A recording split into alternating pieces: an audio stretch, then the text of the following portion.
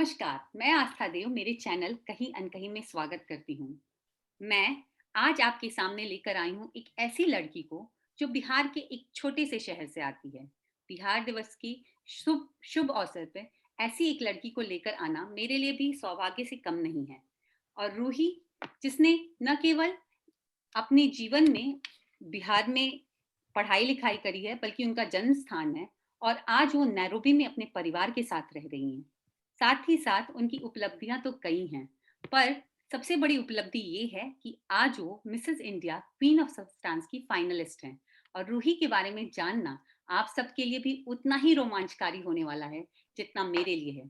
तो रूही, मैं तुम्हारा स्वागत करती हूँ मेरे चैनल कहीं अनकहीं में। Thank you so much. सबसे पहले सबको नमस्कार और बिहार दिवस की बहुत बहुत शुभकामनाएं सबको देना चाहूंगी। और आस्था दी, सबसे पहले आपको धन्यवाद दूंगी कि आपने मुझे इतना ऑनर दिया कि मैं अपनी स्टोरी आके आपके कहीं अनकहीं पे अपनी कहानी कहूँ, कुछ कहूँ जो मैंने कभी कहा नहीं है। उसके लिए सबसे पहले थैंक यू सो मच, दिल से thank you. It's my privilege. मैं तुम्हारी स्टोरी क्यों लेकर आना चाहती थी इस पोर्टल पर, क्योंकि तुम्हारी स्टोरी एक ऐसी स्टोरी है जो न केवल हर छोटी लड़की को, न केवल हर कॉलेज गोइंग लड़की को, बल्कि हर उस महिला को इंस्पायर कर सकती है जो अपने जीवन में कहीं ना कहीं ये सोचती है कि वो कुछ नहीं कर सकती है बिकॉज उसके पास जिम्मेदारियां हैं, या उसके साथ ऐसा कुछ है कि वो नहीं कर सकती, वो खुद को रोक लेती है। क्योंकि तुमने वो सब कुछ किया है उन सब लिमिटेशंस के बावजूद। तो आज मैं शुरुआत से शुरुआत करती हूँ और मैं ये जानना चाहती हूँ कि मुझे ये बताओ कि तुम्हारा बचपन कैसा रहा है। ओके, चलिए आज मैं भी शुरुआत से शुरुआत करती हूँ और आज मैं सब कुछ बताऊंगी वो जो शायद मैं जल्दी नहीं बोलती हूँ, क्योंकि ये हम जितने अच्छे कॉज के लिए कर रहे हैं उसको रियली मैं दिल से भी अप्रिशिएट करती हूँ। और मुझे लगता है अगर मेरे बोलने से, मेरे कुछ भी बताने से किसी को भी मोटिवेशन मिलता है, इंस्पायर करती हूँ, तो मेरी लाइफ 90% कंप्लीट। तो चलिए मैं शुरू करती हूँ। जैसा आस्था दी ने बताया, रूही नाम है मेरा, रूही सिंह। बिहार में पैदा हुई हूँ, पटना में। और पैदा हुई उसके 2 ढाई साल बाद ही मैंने अपने दोनों पेरेंट्स को, मम्मी और पापा को लूज कर दिया। दोनों की डेथ हो गई, एक एक्सीडेंट था। खैर एनीवेज, वो हो गया। मैंने 2.5 साल के बच्चों को एक्चुअली सच पूछो तो कुछ याद भी नहीं होता, पर मैं 2.5 साल का बच्चा ना बोलता भी है, तो मैं बोलती थी। तो मुझे सबको लगा कि इसको सब याद है। तो मुझे कभी भी ऐसा सबने नहीं प्रिटेंड किया कि इससे कुछ छुपाना है या इसको नहीं बताना है टाइप। मुझे सब कुछ याद, सबको यही लगा। फैमिली थी, काफी बड़ी फैमिली थी। नाना जी, नानी, दादी की फैमिली, बड़ी फैमिली। और कहूँ तो ठीक है, सपोर्टिव फैमिली भी थी। मतलब सपोर्टिव इन द सेंस, अगर आपके पेरेंट्स नहीं होते तो एक ही मोटिव होता है, लड़की को इतना पढ़ा दो कि शादी कर लो। तो सारी फैमिली का कहूँ तो ओवरऑल यही मोटिव था कि इसको इतना पढ़ा दो कि इसकी शादी कर दो। पर वो जो स्टार्टिंग की इनिशियल पढ़ाई होती है ना, स्कूलिंग, मैं पटना से कर रही थी और अच्छे स्कूल से कर रही थी, नाना नानी के पास थी। लेकिन दोनों फैमिली के बीच में, क्योंकि दोनों की डेथ हो चुकी थी, तो वो थोड़ा सा एक फैमिली पॉलिटिक्स कह लूं या जो भी है, थोड़ा एक था कि नहीं इसको हम रखेंगे या जो भी था, तो एक था। मैं किसी को ब्लेम बिल्कुल नहीं करती, क्योंकि इन जनरल लाइफ में यही होता है। होता है, जब ये पेरेंट्स हाँ, होते हैं तो भी ऐसा होता है कि वो ऐसा होता है। तो कभी दादी दादा को लगता था कि नहीं इसको ले चलो, तो वो ले जाते थे। वहां मैं 1 साल पढ़ती थी। कई कई बार तो ऐसा हुआ कि मैं 6 6 महीने स्कूल तक नहीं गई हूँ, क्योंकि यहाँ वहां के चक्कर में स्कूल से एडमिशन नहीं होते थे। मैं बिल्कुल, छोटे से बच्चे को आप पढ़ाई छुड़ा दोगे तो वैसे भी वो ब्लैंक हो जाता। और मैं आपको भी याद होगा, मैं अच्छी स्टूडेंट रही हूँ। हाँ, बिल्कुल। सिंस माई चाइल्डहुड मैं बहुत अच्छी स्टूडेंट रही हूँ। मैथ्स से मैंने इंटर भी किया, तो मैं अच्छी स्टूडेंट हाँ, थी। या लेकिन कितने भी आप अच्छी स्टूडेंट रहो, एक गाइडेंस आपको बहुत जरूरी होता है, जो बिल्कुल ही मिसिंग था मेरे लाइफ में इनिशियली। एनीवेज, किसी तरह मैंने 10th पास आउट किया। यहाँ वहां करते 6 महीना साल भर, ऐसे 1 साल पढ़ाई ड्रॉप की, बट जैसे भी हो कर लिया। फिर मैं आई हॉस्टल में 11th में, जहां मैं आपसे भी मिली। हाँ। तो एजुकेशन तुम्हारा, जब भी तुम 11th में आई, एक टर्निंग पॉइंट था एजुकेशन के हिसाब से भी। तो कैसे फिर, क्या उस एजुकेशन का, जैसे हॉस्टल लाइफ का, क्या कुछ कंट्रीब्यूशन रहा तुम्हारी लाइफ में? मैं सच बताऊं तो इस हॉस्टल में आके मैं सेल्फ डिपेंडेंट होना सीख गई। बिकॉज मैं इससे पहले ना बहुत डिपेंडेंट थी, नाना नानी दादा दादी हर चीज के लिए, इवन डिसीजंस भी। क्योंकि मैं मम्मी पापा तो थे नहीं जो स्ट्रांगली अपने डिसीजन बताऊं कि हाँ मुझे ये करना है। वो मुझे जैसे जैसे कराते गए मैं करती गई, पर हॉस्टल आके मैं थोड़े डिसीजन अपने लेने लगी, मुझे क्या पहनना है। जैसे मैंने डांस में बहुत ज्यादा इंटरेस्ट था, बहुत ज्यादा, बचपन से कहते पैशन फर्स्ट लव वो था मेरा डांस। तो मैंने डांस अपने हॉस्टल में आने पे बहुत डांस किया। मुझे लगता है कोई भी प्रोग्राम ऐसा नहीं होगा जो मेरे बिना होता होगा जब तक मैं हॉस्टल में थी। मेरे बहुत सारे प्रोग्राम्स होते थे हॉस्टल में। तो डांस में रहने की वजह से कहते ना अपने आप को मैंने जो मिस किया था उसको अपग्रेड किया, स्लोली स्लोली कॉन्फिडेंस बिल्डअप हुआ। हॉस्टल में आके मेरे कुछ पर्सनल रिलेशन बाहर के लोगों से बनने लगी, तो उनसे कुछ सीखने को भी मिलता था। जैसे कोई बहुत अच्छा गाता है उसके साथ बैठती थी, मैं लिखने का शौक रखती थी, तो जो भी अच्छा लिखता था मैं कोशिश करती थी थोड़ा सा उसकी पढ़ूं, उससे बैठूं, उससे बातें करूं। क्योंकि मेरा ना बचपन से ये चीज रहा है कि आप देखते हो ना, ऑब्जर्व करते हो तो सीखते हो। तो हॉस्टल में आके ये चेंजेस किए मैंने। ब्यूटीफुल, या वेरी ब्यूटीफुल। तो मैंने भी देखा है, तो मेरी इमीडिएट जूनियर थी, और हम मैंने तुम्हारे डांस परफॉर्मेंसेस देखे हैं, मैंने तुम्हारी पोइट्री पढ़ी है, एंड मेरे पास भी शायद तुम्हारी एक लिखी हुई पोइट्री अभी तक है। तो आई नो, मतलब, और सच बताऊं तो जब मैंने तुमसे बात की थी, मुझे तुम्हारे पेरेंट्स के बारे में कभी पता नहीं था। और तब जब मुझे ये पता चला, मतलब ये विश्वास करने में मुश्किल था कि ये जो लड़की हमेशा इतनी मतलब मुस्कुराती हुई दिखती है, हमेशा एक चिरपी सी लड़की है, उसके साथ ऐसा हो सकता है।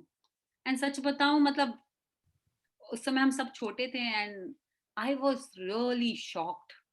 पर पर जितना तुमको जाना, मतलब तुम्हारी स्ट्रेंथ को उतना ही ज्यादा पहचान पाई मैं, और मैंने महसूस किया कि तुम किस तरह से, मतलब हमेशा उस खुशी को मेंटेन रखती हो।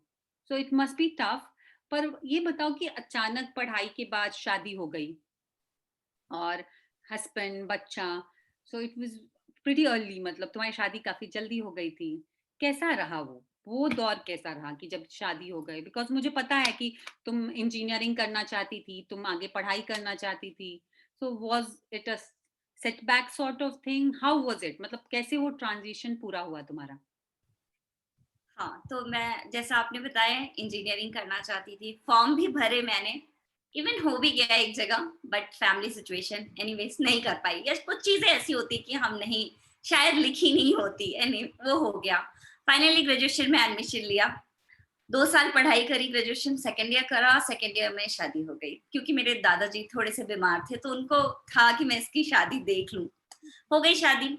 और आप भी एग्री करोगे, शादी के पहले जो आप फ्री तरीके से पढ़ते हो और शादी के बाद आपके पास लॉट्स ऑफ रिस्पॉन्सिबिलिटी, हस्बैंड होता है, फैमिली होता है, बहुत चीजें होती हैं जिनको सोसाइटी और भी बहुत सारी चीजें जो हम छोड़ के नहीं कर सकते, उनको लेते हुए करना पड़ता है। And mingling with a new family is also a challenge. वो डबल चैलेंज थी, बिकॉज मैं कभी, वो कहते हैं ना, फैमिली में वैसे रही नहीं कि मैं सीखती, या कोई वैसा था नहीं आती है कि बेटा ऐसे जाके रहना, वैसे जाके किसी ने मुझे गाइड नहीं किया। मेरी मदर इन लॉ बहुत अच्छी हैं, रियली बहुत अच्छी है, मतलब शायद वो जितना मुझे करती है ना माँ की तरह, मैं उतना नहीं कर पाती, क्योंकि मुझे पता ही नहीं कि माँ के साथ कैसे रहते हैं। ये मेरी कमी है, मैं बिल्कुल इसको मानती हूँ, और आज इस पोर्टल पे बोलूंगी कि मम्मी मैं नहीं शायद कर पाई, सॉरी, पर आपने बहुत किया एकदम। शायद मम्मी होती, मेरी अपनी मम्मी होती तो वो भी इतना ही करती। तो उन्होंने भी बच्चे की तरह, मैं गई थी बिल्कुल रॉ, छोटी सी बच्ची जिसको खाना भी नहीं बनाने आता था, सिर्फ चाय बनाने आती थी। मम्मी ने बहुत सिखाया मुझे, सब कुछ सिखाया थी तब तक। लेकिन क्या होता है दी, आप बच्चा पैदा हो गया तुरंत 1 साल के अंदर मेरा बेटा हो गया, उसके साथ मुझे अपनी पढ़ाई करनी, और मैं पढ़ाई छोड़ना नहीं चाहती थी। मतलब मेरे को था कि नहीं, ऐसे मैं, मतलब छोड़ो नहीं कुछ भी, चलो ठीक है ये रास्ता नहीं मिल रहा ना, दूसरा रास्ता लेंगे, वो था मुझे। अंकुर बहुत सपोर्ट करते रहे हर बार। वो कहते हैं ना, अंकुर मेरे हस्बैंड, हस्बैंड से ज्यादा फादर की तरह रहे मेरे लिए। वो जो मुझे करना है, जैसे पापा लोगों का नहीं होता है कि हाँ तुम इसमें खुश हो ना, ठीक है कर लो, तुम अच्छा कर रही हो। तो मुझे कभी कभी अंकुर को देख के एक्चुअली लगता है कि अगर पापा होते, मैं आज मुझे देख के जितना खुश हो रहे थे, वैसे ही अंकुर मुझे देख के आज खुश होते हैं कि हाँ नहीं चलो तुम कुछ क्रिएट कर रही हो। तो फिर वो हुआ, पर ठीक है, बच्चा, इवन बच्चा पालने भी नहीं आता था दी, फ्रैंकली वैसे सबको नहीं आता, बट मुझे और भी नहीं आता था, मैं खुद ही बच्ची थी उस समय। एनीवेज, हो गया वो भी, धीरे धीरे धीरे सीखते सीखते, उसको लेते, पढ़ाई करते, फैमिली संभालते, सब करते हुए मैं फाइनली मैंने बीएड भी कर लिया, साथ में बीएड कर लिया। मुझे मास कॉम करना था उस टाइम भी, वो चेंज, प्रायोरिटी चेंज होती है ना, शुरू में इंजीनियरिंग करना था, वो नहीं हुआ तो लगा चलो कोई नहीं, मीडिया में जाएंगे। और मीडिया में से भी मेरे को बहुत वो करता था, कहते अट्रैक्ट करता था, वो भी नहीं कर पाई, क्योंकि एक माइंडसेट होता है हमारे तरफ बिहार में खासकर, लड़की हो ना तो आप स्कूल टीचर बन जाओ, टाइम से आओगे जाओगे, तो वो वाली माइंडसेट थी सबकी कि नहीं बीएड कर लो। कल हमने खैर कर लिया बीएड भी। या कल जो हमने लाइव किया था, इसी से रिलेटेड आदर्श सिंह चौहान ने एक क्वेश्चन पूछा था, जो मैं यहाँ ऐड करना चाहूंगी कि अगर आपका बचपन सामान्य रहता तो आज आप अपने आप को कहाँ देखती हैं? तो क्या तुम इसका जवाब देना चाहोगी? बिकॉज ये कनेक्टेड है क्वेश्चन। हाँ, बिल्कुल ये जवाब देना चाहूँगी, कल भी मैंने दिया था और आज भी। मुझे फ़ैसिनेट सबसे ज़्यादा कुछ करता था तो मीडिया लाइन, वो माइक लेके न्यूज़ पढ़ना, और मुझे हमेशा लगता था कि मैं बोलूँगी तो बहुत अच्छा बोलूँगी, अगर मैं न्यूज़ बोलूँगी तो। बचपन से ये फीलिंग थी अंदर से। तो मैं अपने आप को वहाँ देखती, अगर मुझे नॉर्मल लाइफ़ होती, आइदर अगर वहाँ इंजीनियरिंग में जब मैंने क्रैक कर लिया था, नहीं जा पाई, तो शायद मैं अपने आप को किसी कंपनी, मल्टीनेशनल कंपनी में काम करते हुए देखती। I can understand. तो यहाँ पे मैं अपने सवाल छोड़ करके एक किसी और का भी सवाल लेना चाहूंगी कि हाँ। ये कुमार गुप्ता का सवाल था कल लाइव में कि प्रतिबंध ना हो तो प्रतिभाएं निखरती हैं। क्या तुम इस बात से एग्री करती हो? बिल्कुल नहीं, बिल्कुल नहीं। क्योंकि मैं जिस तरह ग्रोन अप हुई हूँ, बहुत सारे प्रतिबंध थे मेरे साथ। जैसे डांस को लेके एक छोटी-सी चीज़ बताती हूँ, मुझे शुरू से क्लासिकल डांस सीखने का बहुत क्रेज़ था, बट हमारे ग्रैंड पेरेंट्स का होता नहीं, डांस सीख के क्या करोगी, पढ़ लो। मैं उनको गलत नहीं मानती हूँ, उनके जनरेशन में एक यही माइंडसेट था कि आप डॉक्टर, इंजीनियर बन सकते हो, डांस सीख के क्या होगा? मैं नहीं सीख पाई।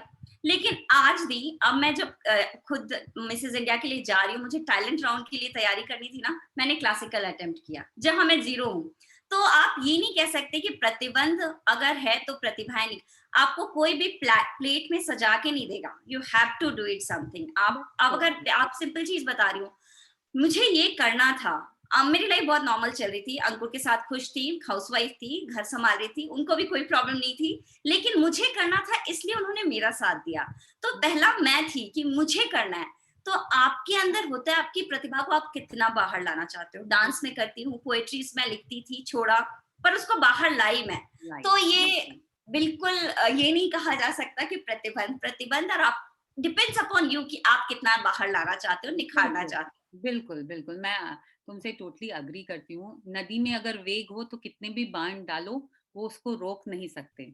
जब वो वेग में होगी तो उस बाँध को तोड़ के निकलेगी, जैसे तुम निकली हो, और आशा करती हूँ जीवन में आगे भी निकलती रहोगी। तो यहाँ मैं वापस अपने सवालों पर आती हूँ कि हो। नैरोबी में कैसा लगता है? बिहार, अपना घर, अपना देश छोड़ कर के एक नई जगह पर जाना, बिल्कुल नई जगह पर एक छोटे से बच्चे के साथ। बिकॉज़ मैंने अभी तुरंत रिलोकेट किया है कुछ 2 साल पहले और मुश्किल था। फिर तुमने कैसे मैनेज किया? नैरोबी की लैंग्वेज क्या है? कैसा कल्चर है? तुम कैसे रहती हो? बताना चाहोगी थोड़ा? हुँ। नैरोबी जब मैं आई थी तो मेरा बेटा आरओ 6 इयर्स का था। फर्स्ट में पढ़ रहा था इंडिया में, अच्छे स्कूल में, अच्छी तरह से इसकी स्टडीज़ चल रही थी। हमने डिसीज़न लिया क्योंकि अंकुर आ चुके थे, और जब आप मतलब उस यंग एज में ऐसा नहीं लगा कि मैं वहाँ रह जाऊँ, ये यहाँ रह जाए, मैं उसको हाँ, पढ़ाने के लिए, हम साथ आ गए बहुत टफ। यहाँ मैं किसी को नहीं जानती थी, लैंग्वेज बिल्कुल डिफरेंट, यहाँ स्वाहिली बोली जाती है। हाँ, इनका फर्स्ट लैंग्वेज इंग्लिश है, ये बात इंग्लिश में भी करते हैं, इनको इंग्लिश बहुत आती है। तो यहाँ आ गई, स्लोली स्लोली लोगों से जान पहचान होने लगी, अपना एक सर्कल क्रिएट हुआ। बट मेरे साथ प्रॉब्लम क्या थी दी कि मैं हमेशा से हाउसवाइफ रही थी, वो फॉर्मल लाइफ मैंने कभी नहीं देखी थी। और यहाँ ना बहुत फॉर्मल लाइफ है, आपको बाहर जाना होता है, सोसाइटी वो बिल्कुल वैसी टाइप की लाइफ है। आप फॉर्मली मिलते हो, कैजुअली नहीं मिल सकते, आप थोड़ा फॉर्मली भी लोगों से मिलते हो। वो सब मैंने नहीं देखी थी। मैं दहलीज में रहने वाली एक सिंपल सी लड़की थी जिसने शादी की, बच्चा पैदा किया, ठीक है, स्टडीज करी, लेकिन बाहर नहीं निकली। मैंने कभी काम नहीं किया इससे पहले, हुँ, खुद भी अपने लिए नहीं किया था। बट यहाँ आके मैंने धीरे-धीरे जब लोगों से मिलने लगी ना, पहले तो मैं बहुत चुप रहती थी, लोगों को बस ऑब्जर्व करती थी, वो कैसे बोल रहे हैं, वो कैसे चल रहे हैं, उनके बैठने का एटीट्यूड क्या है, मुझे क्या उनसे क्या लेना है, ये चीज मुझे ठीक लग रही है तो मैं सीखूं या रहने दूं, थोड़ा सा ऑब्जर्व कर दी थी। और उस टाइम पे मैं क्योंकि अकेले थी, पूरे दिन अंकुर ऑफिस रहते थे और स्कूल रहता था, तो मैं यूट्यूब पे ज्यादा रहती थी। और यूट्यूब पे मैं जनरली यही चीज करती थी, ग्रूमिंग सेशंस देखती थी, कैसे चलना है, मतलब एटिकेट्स एंड मैनर्स। उसने शायद मुझे, कहते हैं ना, डेवलप किया। जो मैं लड़की थी, आपने भी देखा होगा जो थी उस और आज में आपको दिखता होगा डिफरेंस। तो ये मेरे को हेल्प किया। वो डिपेंड, मुझे एकदम से लगता है ये चीज कि ये आप पे डिपेंड करता है कि आप खुद को कैसे अपग्रेड करते हो। हाँ, बिल्कुल, बिल्कुल।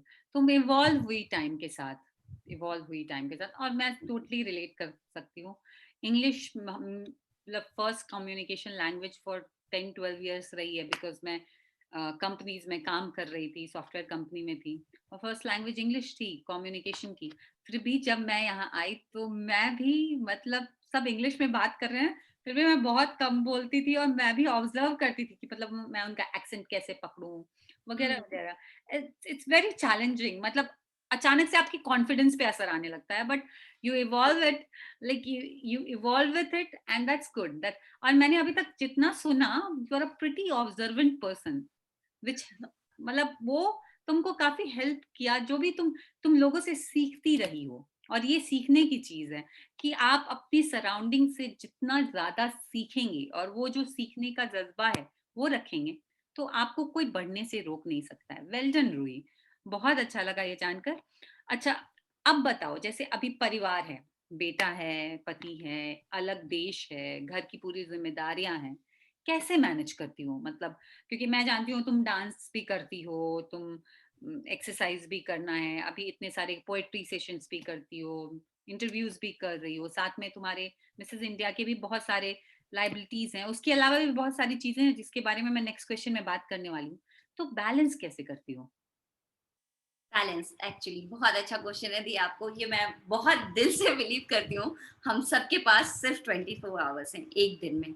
हमें अपने आप को चैनलाइज करना होता है, प्रायोरिटी सेट करनी होती है कि हमारे लाइफ में हमारे पूरे दिन को हमें कैसे प्लान करना होता है। हम्म, तो मैंने अपने दिन को प्लान करना शुरू, मेरे लिए योगा भी बहुत इंपॉर्टेंट है, डांस बहुत इंपॉर्टेंट है, फैमिली रिस्पॉन्सिबिलिटी भी बहुत इंपॉर्टेंट है, जिम जाना, क्योंकि मैं ऐसे इवेंट में जा रही हूँ तो मुझे खुद को फिट रखना भी बहुत जरूरी है।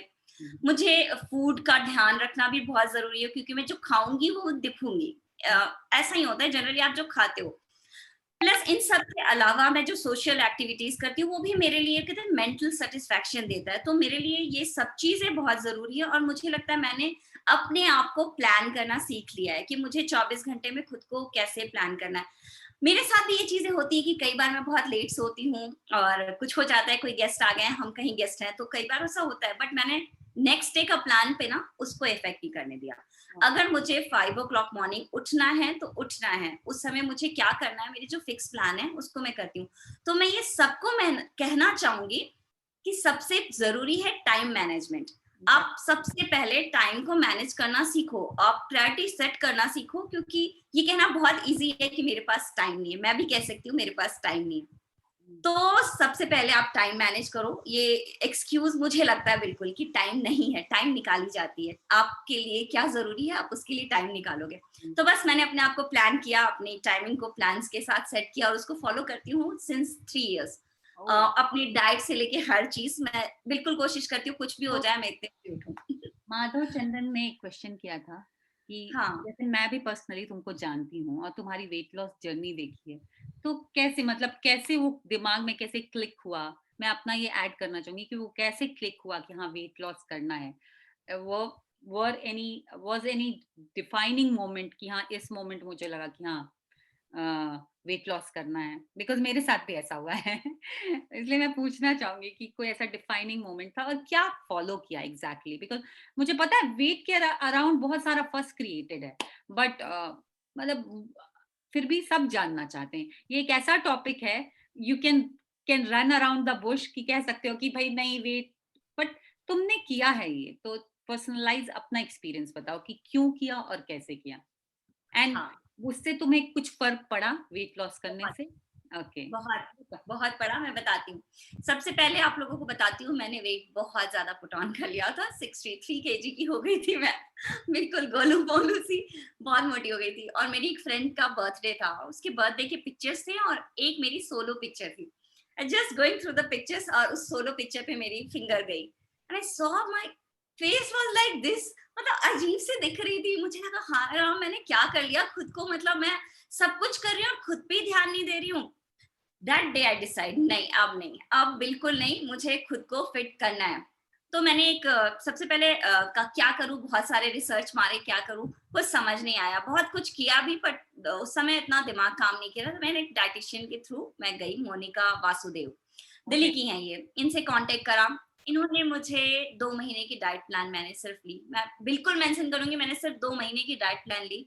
और इनकी प्लान्स मुझे इतनी अच्छी लगी क्योंकि ये बिल्कुल किचन के बेसिक चीजों से क्वांटिटी बताती हैं कि आपको कितनी खानी है, क्या खानी है। उसमें थोड़ा सा मैं ट्रिमिंग करती थी खुद से, वो जो मुझे देती थी मैं उसको और ट्रिम करती थी।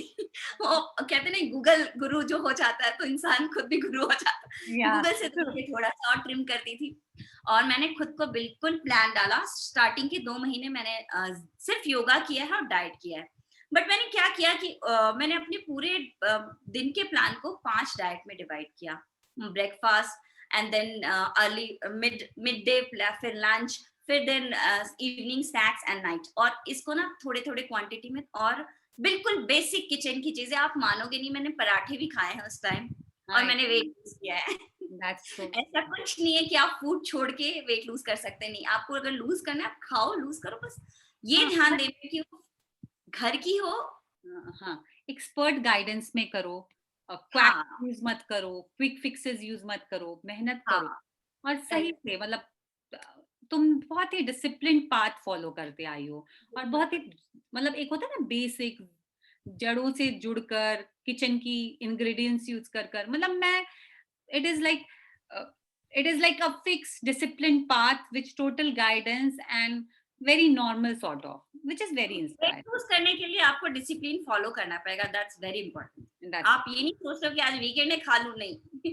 You have to follow at least yeah, 2 month. discipline plays a very important role. I agree with that. और उसके साथ मेरा लास्ट क्वेश्चन है कि तुम और क्या-क्या करती हो? मुझे पता है कि तुम बहुत कुछ करती हो, रोटी बैंक से जुड़ी हुई हो, एक ऑर्गेनाइजेशन है, उन सब चीज़ों के बारे में बताओ? हाँ, सबसे पहले मैं बताऊँगी, मैं यहाँ आके जो मैंने सबसे पहला काम शुरू किया था वो बताती हूँ। यहाँ आके सडनली मुझे रियलाइज़ हुआ कि हमारे बच्चे, हम तो हिंदी में बात कर लेते हैं, बच्चे स्कूल में हिंदी पढ़ाई होती नहीं। बच्चे स्कूल में जो फ्रेंड्स हैं सबसे इंग्लिश में बोलते हैं। तो मैं अपने बेटे के साथ देखती थी कि वो मुझसे भी बात कर रहा है तो इंग्लिश में ही बात कर रहा है। और जब वो बात करता तो मैं भी कोशिश करती थी कि उसको वैसे ही आंसर दूँ। क्योंकि ट्रू। ये एक जनरल चीज़ है। पर हाँ, मुझे लगा कि यार ऐसे तो ये बिल्कुल बोलना भूल जाएगा, ठीक है हम बात कर ले रहे हैं, पर घर में दादा-दादी, बाकी लोग हैं, बड़े लोग हैं, फिर ये किसी से बात बात ही नहीं करिए। कर पाएगा। और ठीक है, इंग्लिश आनी चाहिए, टोटली एग्री, क्योंकि आप सबसे ज़्यादा वर्ल्ड में इंग्लिश बोली जाती है, पर हिंदी भी आनी चाहिए, आप इंडियन हो, आप ऐसे नहीं छोड़ सकते, अपने बच्चों को तो ट्रू, बिल्कुल नहीं। ट्रू। तो और उनको कौन देगा? ये हम ही देंगे, और हुँ, दूसरा कोई उनको ये सिखा भी नहीं सकता। तो मैंने यहाँ हिंदी समिति के साथ ऑफ एंड ऑन काम करना शुरू किया। वेरी पढ़ाती नहीं थी बच्चों को, प्ले वगैरह में थोड़ा हेल्प कर देती थी। बच्चे प्ले पे जा रहे हैं, किसी हिंदी पोएट्री सिखा दिया या कोई छोटा सा प्ले तैयार किया, ये सब करती थी, मैं पढ़ाती नहीं थी। बट ठीक है, उससे मैं जुड़ने लगी धीरे धीरे। अपनी भी पोएम्स लिख के मैं हिंदी समिति के साथ कुछ कुछ पार्टिसिपेट करने लगी, कल्चरल इवेंट्स में लगने लगी। मैं डांस तो मैं हमेशा से करती थी, ड्रॉप कर दिया था, पर नैरोबी आके जब मैं खुद को ढूंढना शुरू किया तो मैं फिर से डांस से जुड़ी, इंडियन हाई कमीशन की तरफ से, या फिर जितने भी छोटे छोटे इंडियन कहते हैं ना समितियां हैं, ये जो भी इवेंट्स कराते हैं, मैं सब में जाती थी। और आपको बिलीव नहीं होगा, मैंने हर में जब कंपटीशन होता था ना, सेकेंड, फर्स्ट, थर्ड, हर जगह आई हूँ, मतलब मैं टॉप 3 में रही हूँ। तो मुझे फिर वो क्या था मतलब ना, वो वो जो बचपन का प्राइज़ जीतने का जितना भी शौक था, वो तुमने अभी पूरा कर लिया कि भई ठीक हाँ, किया। मेरे और पास उसने मुझे पुश किया एक्चुअली। वो कहते हैं आपको जब प्राइज मिलती है ना तो आपको और मजा आता है करने में, तो I can totally relate with that कि सफलता सफलता को खींचती है। हाँ, सफलता का अगर चस्का लग जाए, तो फिर और किसी चस्के की ज़रूरत नहीं है, उस जरूरत और नहीं है। किसी नशे की ज़रूरत नहीं है, फिर यू क्लाइंब ऑन इट। हाँ, और इसके साथ ही मैं तो ये जो एक मिनट, एक चीज और बोलूंगी। हाँ, मैं इसके बाद फिर हिंदी समिति के साथ जुड़ने के बाद युवा क्रांति रोटी बैंक, जो बिहार की ही एक संस्था है, ये लोग करते क्या है ना कि लोगों को खाना खिलाते हैं, रात का खाना 300 लोगों को रोज खिलाते हैं अपनी तरफ से। इवन कोरोना काल में भी ये लोग बाहर निकलते थे। लड़के हैं सारे, मतलब बहुत कम एज के लड़के, आप देखोगे ना उस ग्रुप के टीम मेंबर्स को, बहुत कम एज के लड़के जो काम करते हैं। हमारे जैसे मतलब हम लोग जो जुड़े हुए लोग हैं वो सब जनरली बाहर से ही है, पर उन लड़कों को जब मैं देखती थी कि कम कम एज के लड़के और इतना दूसरों के लिए सोचते हैं, तो मुझे खुद लगता था यार फिर हमें भी तो करना चाहिए। तो ठीक है, उनसे जुड़ के मुझे मेंटल सेटिस्फैक्शन मिलता है। जब भी उनकी फोटोज देखती हूँ बहुत खुश होती हूँ। यहाँ भी मैं ऑफ एंड ऑन संडेज को मैं कभी कभी चली जाती हूँ, जो लेडीजों के लिए काम करती है, बच्चों को खाना खिलाती हूँ, खुद से सर्व करती हूँ, तो एक अलग ही सेटिस्फैक्शन मिलता है। क्योंकि लाइफ में कहते हैं ना, बहुत सी चीजें मैंने देखी हैं बहुत पास से जो कमी बोलते हैं। तो मुझे ऐसा किसी की भी, जब भगवान ने मुझे अब इतना काबिल बनाया कि मैं किसी के लिए कुछ कर सकती हूँ, तो मुझे लगता है कि नहीं ठीक है, कर लो, क्या पता तुम्हारी वजह से थोड़ा सा स्माइल कर दे वो बंदा। तो ये और करती हूँ यहाँ पे साथ। युवा क्रांति रोटी बैंक को मैं मेंशन करना चाहूंगी। आप इसके इनके पेज पे जाएं, और जहाँ रूही भी कंट्रीब्यूट करती हैं, आप अगर कंट्रीब्यूट करना चाहते हैं तो डेफिनेटली कंट्रीब्यूट करें, बिकॉज यहाँ रूही का फर्स्ट हैंड एक्सपीरियंस है और वो बच्चे अच्छा काम कर रहे हैं। अगर 300 लोगों बहुत को इस अच्छा कोरोना काम। काल में खिला रहे हैं, तो हम रिकमेंड करेंगे कि आप उनसे उनसे जुड़ें और उनको हेल्प करें। Thank you so much Ruhi. और last but not the least, ladies के लिए, लड़कियों के लिए, फीमेल के लिए, जो मेरे इस पूरे टॉक शो का पर्पस है, क्या मैसेज देना चाहोगी? जी, तो मैं लेडीज़ों के लिए, स्पेशली हमारे जैसी आज मतलब इस एज ग्रुप की लेडीज़ों के लिए जो हमारे एज ग्रुप में आई हैं और अपने सपनों पे गिव अप कर चुकी हैं, उनको मैं एक मैसेज बिल्कुल दिल से देना चाहूँगी। बहुत छोटी-सी चीज़ है, हम सबको पता है, लेकिन फिर भी हम नहीं कर पाते। सपनों पे गिव अप मत करो, सपने कभी भी पूरे होते हैं। जस्ट ट्राई, एक बार कोशिश करके देखो, अगर गेट बंद है, जस्ट नॉक इट, खुलती है तो ठीक है, नहीं तो पुश करो, नहीं तो कुछ ना कुछ रास्ता आपको मिलेगा। बट सपनों पे गिव अप मत करो, कभी लेट नहीं होता। जब से जागोगे तब से सवेरा होता है। तो मैं सारी लेडीजों को कहूंगी, जो भी सपने देखते हो प्लीज पूरा करो। सपने आपके हैं, आपकी ही रिस्पॉन्सिबिलिटी बनती है उसको पूरा करने की। बहुत अच्छा लगा तुमसे बात करके। मेरे लिए बहुत ही अलग एक्सपीरियंस है, और मेरे इस पूरे टॉक शो का जो भी हम रिकॉर्डिंग कर रहे हैं तुम्हारे साथ, या उसका पर्पस ये है कि मैं ज़्यादा से ज़्यादा उन लड़कियों तक पहुंचूं जो अपने बारे में ये सोचती हैं कि हम बहुत आम हैं पर अब बहुत खास काम कर रही हैं, ताकि हर वो आम लड़की तुमसे कनेक्ट कर पाए और तुम्हारी जैसी बन पाए। मैंने एक कविता लिखी थी और कल किसी ने लाइव में कहा भी था कि अपनी कोई कविता सुनाइए, और ये कविता मैं इसकी 2 पैराग्राफ सुनाऊंगी जो तुमको बहुत रिफ्लेक्ट करती है। तो ये कविता तुम्हारे लिए। मुझे आजाद रहने दो, मुझे आजाद रहने दो, तुम्हारी उस हर सोच से जो तुम्हें मुझसे मिलते ही उकसाती है, बनाने के लिए एक खाका मेरा। मुझे आजाद रहने दो, मेरे छोटे से शहर का होगा एक आम सा सांचा दिल में तुम्हारे। मेरे छोटे से शहर का होगा एक आम सा सांचा दिल में तुम्हारे। तुम अब तक मेरे खुले दिमाग को अच्छे से जानते ही कहाँ हो। तुम अब तक मेरे खुले दिमाग को अच्छे से जानते ही कहाँ हो। और रूही, ये लाइनें तुम पर पूरी तरह चरितार्थ होती हैं, एंड इट रिफ्लेक्ट्स यू। पूरी थैंक यू पोएम सो मेरे मच। पेज पे है, तो मेरे पेज पे जाएं और सोच के डिब्बे कविता को जरूर पढ़ें। अगर हमारी ये कोशिश किसी भी एक लड़की या एक औरत को इंस्पायर कर पाएगी, तो हमारा ये प्रयास सार्थक है। आप जहां भी हों, और जिस अपनी जिस भी जंग को लड़ रहे हों, कभी गिव अप ना करें। और कभी ऐसा लगे कि आपको गिव अप करना चाहिए, तो उस 2.5 साल की बच्ची के बारे में सोचें, जिसने जीवन में अपने पेरेंट्स को बस फोटोज में याद रखा है, उनकी रियल मेमोरी नहीं है उसके पास। फिर भी उनके नाम को रोशन करने के लिए, उनके बारे में लोग जाने इसलिए वो आज ये सब कुछ कर रही है। And we are so proud of you Ruhi. और इसी के साथ मैं आस्था देव आप सबसे विदा लेना चाहूंगी, और मैं चाहती हूँ कि आप मेरी इस पूरे टॉक शो को सुने और इसमें से जो भी सीखने की चीज़ है वो ले लें, और आपके जो भी फीडबैक्स हैं नीचे कमेंट में शेयर करें, ताकि मैं आगे इसको और बेहतर बना सकूं। रूही के लिए शुभकामनाएं भी आप कमेंट्स में दे सकते हैं, क्योंकि वो शुभकामनाएं मैं आशा करती हूँ कि रूही और मैं एक बार फिर इंटरव्यू करेंगे जब वो क्राउन लेकर आएगी और हम सब हाँ, सेलिब्रेट करेंगे। जुड़ने के लिए बहुत बहुत धन्यवाद। नमस्कार। नमस्कार।